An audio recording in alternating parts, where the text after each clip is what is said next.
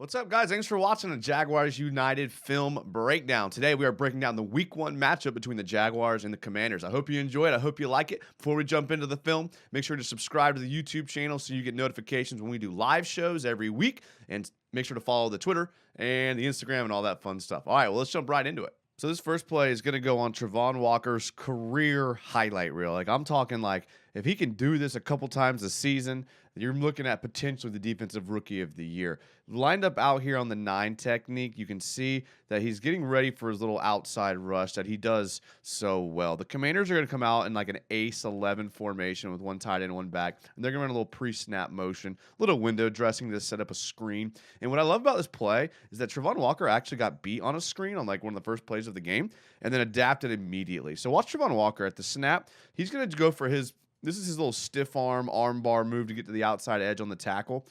He reads the screen and feels it. When's the last time someone in Jacksonville was able to read a screen and make a play? It's been so long. Makes a play on the ball. Makes a great athletic play right here. Catches it. Returns upfield. I mean, I love this here. If we get a little hurdle here, I would have just done everything. Watch this reverse angle, though. This reverse angle of Trayvon Walker making a catch here. I mean, this is a better catch wide receivers we've had in the past. Absolutely beautiful play. Love to see it. And returns it. Doesn't just fall to the ground, but actually returns it. I absolutely love it. I mean, what a play here from Trayvon Walker. And I mean, not much to dissect, but just the fact that he's just an absolute freak and he's an absolute athletic monster. Let's just stick with the Trayvon Walker theme. Why don't we? All right. Trayvon Walker out here in the 9 technique again. And this is one of my favorite formations out of Mike Caldwell. I mean, it's a true wide 9. I mean, you got a guy out here in the 9 technique, 2 guys in the 9 technique. You have a one end head up on a tackle, the other end playing inside shoulder of a tackle. This is obviously a third down, obvious passing down situations. We saw Todd Bowles do this in Tampa a lot, where he just leaves these inside A and B gaps open with obviously expecting a pass here. And because they're expecting the pass, watch Trayvon Walker able to just absolutely beat Sam Cosmi with speed right here. Take a look here. At the snap, chop, run. I mean, he's able to chop and keep his speed and stay low all at the same time. I mean, that's just power and athleticism. I mean, I know I keep using the same words to describe him, but I mean, every play that we see of this guy, it just looks more and more like the right pick at number 1. Washington comes out in just 10 personnel, no tight ends, no protection. So you know what Trayvon Walker is going to do here. I'd like to see him implement a little bit more to his pass rush arsenal, but I mean, it's working. This is definitely working here. So keep going at it. A little chop and run, no chance, gets to the quarterback. Just great play, man. Overall, I'm gonna be a scary good player, that's for sure. Let's give some love to the offense here, huh? So here we're going to have probably one of the best plays from the offense in the game.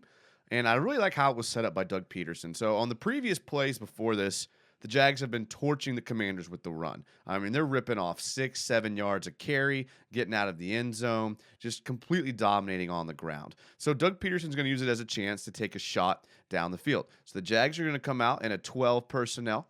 They're going to have 2 tight ends over here to the boundary. They're going to have one back here in ace formation. And then they're going to have twins out to the right here. So Christian Kirk here is going to run one of my favorite routes, and I think Christian Kirk is a very underrated route runner, nationally speaking. He's going to run one of my favorite routes where it's this little fake corner to a post. Then they're going to bring him all the way across the field to basically set up a deep shot down the field. It's sort of like a reverse scissors concept down the field. And the run obviously sets this up. So Trevor's going to get great protection here. Play action fake. He's got all the linebackers sitting. And bam, hits Christian Kirk on a deep play. Now, this play works because of the success they had on the ground. But this is a max protection play. You have 2 tight ends blocking. You have Dan Arnold and Chris Manhertz back blocking. And Trevor just puts the ball right on the money. I mean, this is one of the better throws Trevor made. When we see the reverse angle here, and from Kirk running the route, this is one of my favorite angles here. I mean, he's being covered by Kendall Fuller, and I'm not sure if we look back at this view, it kind of seems like that the Commanders are in some sort of cover 2 or cover 6. I think would be my guess, just because of the way that it starts here. you're going to see you're going to see a boundary corner over here playing hard boundary. You're going to see this safety playing half the field. And then these two guys seem to be playing quarters. So I don't know if they're just in a cover 6 or a cover 2 where Fuller's helping out. I'm not sure. But either way, when we go back to the reverse angle, watch Christian Kirk's route here. Just a beautiful route. Gives him a move to the outside. It's all about that head turn right there. All about that head turn. I love that head turn when you look out to the corner right there. I mean, that's how you get a DB's hips flipped like he did here. Keeps him flat-footed. And my favorite things about the play is actually going to be right here. He has to track this ball over his shoulder, and the ball's thrown a little bit to the outside, and the adjustment he has to make right here, I mean, that's why you paid him all that money. I mean, that's why you did it. I mean, if you look at it closely, he had to accelerate. If you watch it in real time, though, he had to accelerate for the ball. Just a great overall throw. And like when you can solidify the run and you can take shots down the field, you can do this type of thing. So look forward to it. I love seeing it. Way to go, Christian Kirk. Way to go, Trevor Lawrence. Let's see more of that this year. Now, if you watched the game, you know that Trevor wasn't perfect. And we're going to get more into this in our live show this week. But he does miss this throw, but I like what Peterson's trying to do, and this gives me hope that the coaching staff at least is competent and knows what they're doing. Take a look at this play call here. So the Jaguars are going to come out lined up in some sort of 10 personnel. We're going to call this guy here receiver, so we'll call it 10 personnel, and they're going to be tight to the line of scrimmage. They do a great job because this is the perfect play call for the defense they're going to get. The Commanders are going to come out in 3rd and 5. They showed tendencies of playing man coverage in 3rd downs, and we're going to have a great little concept here where this outside receiver is going to run it out, and then this receiver is going to run a corner. This gives you a smash concept on the left side of the field. The Jags are going to go pretty heavy protection here, and this is what you want against man. But even better than that, they're going to pre-snap motion Marvin Jones inside here to bring William Jackson inside here to give Marvin Jones a perfect release down the field. Now, this is just a perfect call. Trevor knows his read pre-snap. When he saw the DB come in like this, then he knows he's going to get man coverage, and so he knows where all his shots are going to be down the field. Trevor makes the right read here, but just unfortunately doesn't make the throw. I mean, they're going to drop Zay Jones on a little leak out here. They catch him in man, and then Trevor just misses the throw. I mean, this was a perfect call. This was the perfect situation. You caught him in man. You probably could have thrown it to any of the 3 wide receivers, and they would have been open because of the great play call against the coverage. But, I mean, that's 6. That's 6 you got to take advantage of right there. So that one hurts. Trevor's going to be his own harshest critic. I mean, I think he gets it fixed, but good play call, just poor execution. Let's flip it back to the defense here. Tyson Campbell is going to be a household name this year. I mean, he might be the best player on our defense. When you see him make plays like this and jump routes like this, then it just makes it even more evident here. So we have a 2nd and 8 situation. So really, all plays are on the board here for Washington. They're going to line up in 10 personnel. This is a tight end, but he's kind of lined up as a receiver. So what are we going to call him? I don't know. But they're in a bunch right here, okay? So bunches are pretty hard to defend, especially a trips bunch, because you have to kind of let the routes unfold ahead of you. They're obviously playing man coverage here with Shaq Griffin. It looks like they're in some sort of too-high look because he ends up bailing, and he ends up bailing into a cover 2. But overall, this is just a too high standard look here. You're going to get the slowest in route of all time here from the tight end. You're going to get a little curl option out route here by the 2nd receiver on the right. And then you're going to get a speed out here from the outside receiver. And watch Campbell here. Tyson Campbell is going to get a good look at it. He's going to read the quarterback's eyes. Back pedal, back pedal, back pedal. Smooth, breaks on the ball. Listen, this is what you get when you throw. I mean, look at where Washington is positioned. They are on the opposite hash. They're on the opposite hash right here, and they're going to try to throw to the sideline on the opposite side of the field. Now, that's a dangerous call here. It's a dangerous throw. I mean, that's going to give Tyson Campbell time there. If he gets a good break and he releases good out of his break, I mean, that's a pick. And that's exactly what happened. He's going to read it, steps into it. That's why we do the back and break drills. If you're a DB, you know all about that. That's why we back and break. That's why we push off of our right foot, and we get there. If we look at the reverse angle here, I like the reverse angle. You know, we're not going to be able to see him into the play right away. Rayshawn Jenkins kind of spectating. Maybe it's, I don't know the coverage, but gets there. Great play. Great, absolute great break on the ball. I mean, reads the quarterback's eyes, gets there, makes a play. Can't really ask for anything more than that. I mean, that's a great play.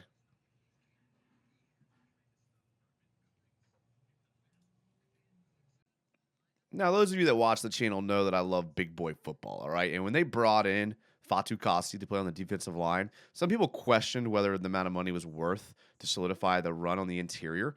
But when you see things like this, you cannot help but see justification in it. Fatu Kasi going to be lined up here. Looks like could be head up over the tackle, maybe inside shoulder.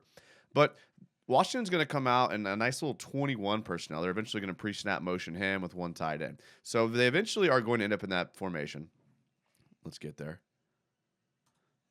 So now on first and goal, they're going to want to run the ball on the inside. They're going to pull their left tackle, and Fatu Kasi just completely eats Sam Cosmi, gets in the backfield, tackles him at the line of scrimmage. Look, this is what he was brought in to do. I love seeing big boy football like this. You know, not a great block by Cosmi, but just the strength and the ability to set the point of attack is what makes him special. I mean, he had a couple plays. He had one opportunity for a sack. He wasn't able to get Carson Wentz down. But the guy was very disruptive. I loved seeing him. I loved seeing him do the job we brought him in to do. And I mean, on the goal line, this is all you can ask for. I mean, this is peak defensive tackle play right here. You love to see it. Let's see more of that. Not all good on defense, obviously. This was one of the worst ones, I have to say. Shaq Griffin, who I've been pretty critical of this whole time here in Jacksonville, is going to be lined up here on the edge against Jahan Dotson. And what really made this play worse was not so much the fact that he got torched, but it was just the timing of it. I mean, the Jags had a lead. They really needed a stop here. I mean, they had just taken a penalty to extend the drive. Like, they needed this here. And Shaq Griffin's going to be lined up head up on Jahan Dotson. The Commanders are out in just your basic 10 personnel, 2x2 set. I mean, this is what you live for right here. I mean, this is 7-on-7 football if you're a DB. And there's some simple rules here when you're playing on the outside boundary. And Shaq Griffin knows better than this. We just take a look at what happens here when the play plays it out here. Just allows the outside release and just gets absolutely torched. Like, you know Jahan Dotson's one of the faster guys on their team, so you got to give him a little bit of a cushion, especially in a situation where you know they're going to try to take a shot down the field. Now, you could easily say, maybe it was a cover two and Andre Sisco is responsible for this deep halves, and that's fair. You could say that. But, again, these are things that boundary corners have to know. I don't really know where his eyes are at. Like, when we play it through here, like, his eyes are not in the right place. Like, he's looking back at the quarterback. When you're playing in this zone coverage, if it's zone coverage, then he needs to be pattern matching, watching the two receiver. If he was watching the two receiver, he'd see this vertical release, and he knows that, okay, my guy's probably going vertical. I got to help out. He got to be in zone because he allowed an outside release. So, that he's got to be in some sort of man zone. I mean, if you're in zone, you got to squeeze him to the sideline. But he just gets absolutely burnt. Just absolutely burnt. Too slow. And I'm not saying that he's like a slow guy. I mean, obviously he's fast. He's in the NFL. But you got to know the level of your competition. You got a receiver like Dotson, and you know you're probably not going to have help if you give a clean release to the sideline. You have to squeeze. If you're going to allow this outside release, if you're going to allow that, you have to get your hands on him and push him out of bounds, squeeze him, do something, give your guy a chance. But this is just absolutely inexcusable. And this isn't even a indictment on his athleticism. This is an indictment of just like not having your head in the game. You got to know the down and distance. You got to know the situation. You got to know where your help's at. You got to know who you're lined up against. Like, all this is stuff you got to know as a corner. So week one, I'm willing to overlook anything. Let's see it get better. Let's see it improve, and let's move on. Listen, it's week one. There's going to be sharpness issues with the offense. These are the throws that Trevor's going to want back 9 times out of 10. I mean, you can't really get on Doug Peterson. You can't get on Taylor. You can't get on any of those guys for the game they called because the plays work to perfection. I mean, look at this play here. I mean, the Jags are lined up in a tight formation. They got one tight end. They got one running back, 11 personnel. They're super tight, twins out to the left here. And they're going to get just a nice little release to the inside from this outside receiver, and they're going to run Travis Etienne on a wheel route. I love it. It's to the boundary. Perfect play call. Look how Washington's lined up. They're playing pretty close to the line of scrimmage. This is a perfect play call, again, from Doug Peterson. And you're going to see a great release from Etienne. Tries to get a hold of, this is the matchup you want. This is a linebacker on a Travis Etienne. This is the matchup you want. Perfect route, wheel route. And Trevor just, overthrows him. That's a throw you got to make. That's a throw that Trevor knows he wants back. I can't harp on this too much because Trevor knows, it is what it is. But you got to make this throw. At least we can talk about the protection. Some good blocking here from Jawan Taylor, from Brandon Sheriff, from Fortner. Good protection in the pocket. You can't ask for much more than this. This starts the game off with a touchdown, but instead we get a field goal, and we know how the rest goes. So you got to hit that throw. Let's get a little bit sharper here, boys. I think one thing we could all agree on is that we were very happy to see James Robinson come back the way that he did. A lot of people were worried after having that Achilles injury. Those injuries are serious. So no one knew how he was going to come back, but he showed in this game with the passing touchdown and the rushing touchdown that he's back. This is one of my favorite runs here because it was blocked up well, it was ran well, great execution. You're just going to see it here. So Washington's going to be lined up in an over front. They got their nose tackle on the weak side of the line of scrimmage. They're going to stack pretty heavy here with a box safety, a linebacker, another box safety. They're expecting the run here. And the Jags do a good job of kind of disguising what they want to do here. Pre-snap motion away. You can see Washington kind of flowing to the right. Although Jacksonville's not really blocking that way. You see a little bit here with Barch going this direction. You see a little bit, a little bit here, but it's overall, there's not much movement going that way. And so this is where the vision of J-Rob, this is what kind of sets him apart from a lot of backs in the league, is here. A lot of backs would have taken this gap here and gotten 3 yards. And that would have been okay. And that would have been okay with J-Rob. And this is when you're a back who doesn't have great vision, this is the route that you take. But J-Rob kind of sees things before they happen, and he's actually going to identify this cutback lane here. All right, so take a look at this, at how he identifies this. A little cut there, up the field, gets through the gap, switches ball hands. Perfect, well coached there. Like to see it. But watch your boy Brandon Sheriff on this play. I love it so much. Watch this. Okay, so watch Brandon Sheriff. All right, there's going to be a nice little combo block here, but watch what he does on this play. And goodbye. Sends him to the twilight zone. Take a look at this. And backside block. There he goes. Just well executed, well ran. I love seeing plays like this. I wouldn't call it a counter, but I just think it was a good cutback by J-Rob. Way to see the cutback lane. Again, that's just advanced IQ vision right there. That's why J-Rob's one of the best in the game at it. Glad to see him running like this for sure. Oh, yeah, look at that. Good blocking from the receivers. Christian Kirk, good blocker. There you go. Love to see it. Let's end it with this one because Josh Allen, I got some flack today on the local radio when I really think he played an overall decent game. I really like this play here. Washington tried to get a little tricky and actually not a bad play call. When you look at what the Jaguars were lined up in this over front with their nose tackle lined up to the weak side and their little shade to the weak side here, this is a good time to call this little reverse call they do here. So Washington's going to try to, and they come out and gun, they're going to end up running 2 backs and 1 tight end. And so they're basically just going to run a little fake run, a little end around, reverse. Let's play it out here. I like what they're trying to do here, a little triple option play right here. They're going to do a little zone read. And look, the Jags are, let's take Josh Allen out of the play just for 1 second. But the Jags are dead to rights right here. If Dotson can get around Josh Allen, he's running for a long time. Not a bad play call. But when you have an athlete like Josh Allen, then he's able to do things like this. Now, his job is ultimately going to be to set the edge. And he's going to come down here and kind of come down the line of scrimmage. Now, a more beginner, less talented D-end might be tempted right here.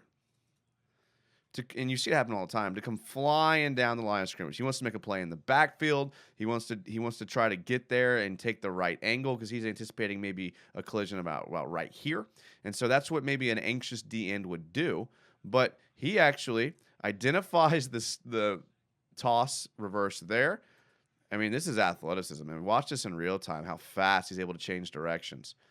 I mean, that's quick. Now that's fast. I mean, that's an athlete right there. That acceleration right there was why he was drafted so high. Makes the tackle in the backfield. Good play. I like Josh Allen. I think Josh Allen's going to surprise people. I think he's going to make, I mean, he's getting a lot of criticism right now, but I think ultimately he's going to be a good player on this team. And I think people are going to be happy with his production this season.